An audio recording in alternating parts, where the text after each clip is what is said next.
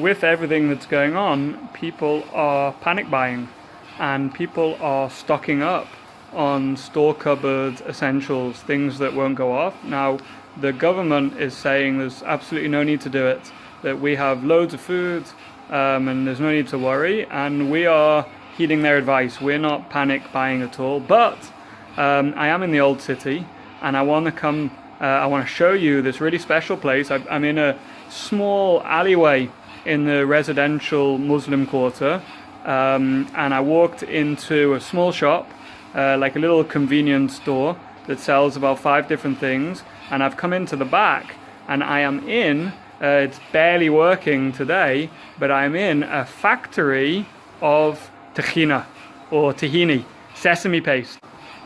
So these are very large bags of sesame seeds.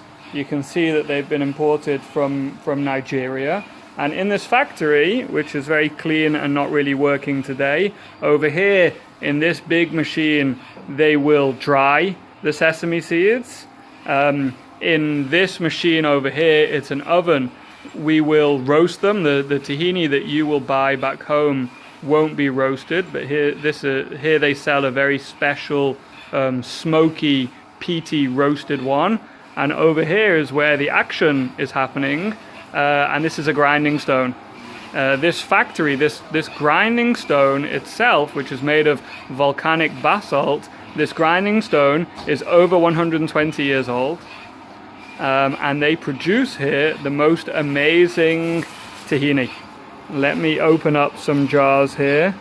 Okay, and you can see tahini, which typically you will mix with olive oil, garlic, lemon juice and water to make a beautiful paste. And what better store cupboard ingredient?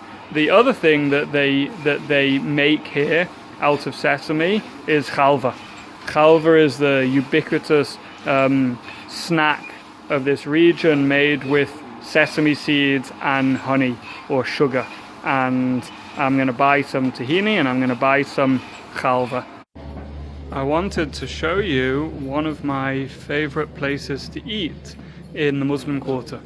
The Muslim Quarter is really big, not in terms of size, but in terms of population, over 30,000 people live in the Muslim Quarter of the old city.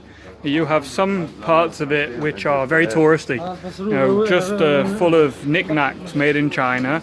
You've got some parts of it, like the street that I'm on now, where you'll see typically, not today, but a mixture of locals and tourists. Some of the shops on this street are serving the locals and some are serving the tourists. But what's amazing, what I really love about it over here in the Muslim Quarter, is you turn a corner and you turn into a street where there's no tourists, where there's no white faces, if you want, and the only people you see are the locals. And that's where you get the little hidden gems, the little places where people eat that have been serving one dish for several generations in the same spot. And so I'm going to turn the corner now and show you one of my favorite things to eat in the Muslim Quarter.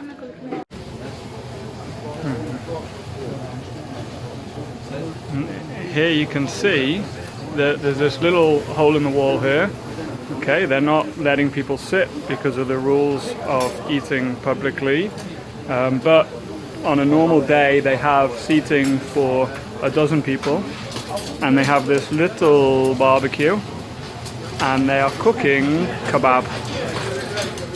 Each kebab skewer is about $1.50. Look at the flame there, how strong it is, and this man is doing it all with his bare hands. Oh yeah. So you can see, here's my sandwich. It's served with a little bit of onion and a little bit of tomato. No sauces, no hummus, no ketchup, no anything. It's so sweet and juicy that it really doesn't need anything to accompany it. And it's delicious. So I'm now home, and you can see in the video my daughter, Ella, she's 8. She doesn't have school, so she's got her homework books in front of her, and in another sign of the times you can see the Alco gel on the table as well. And I've brought her back some treats. You can see here the halva, which we bought, which she's going to gobble up. And this is an amazing bread I picked up, a whole wheat flatbread, which is filled with za'atar and olive oil. Za'atar is a spice blend of the Middle East and lathered in olive oil, and it's absolutely delicious. And the halva. Which one do you want to eat now, the halva or the bread? Is this warmed up? Not. So the halva. So eat the halva and tell us what you think of it. It's good.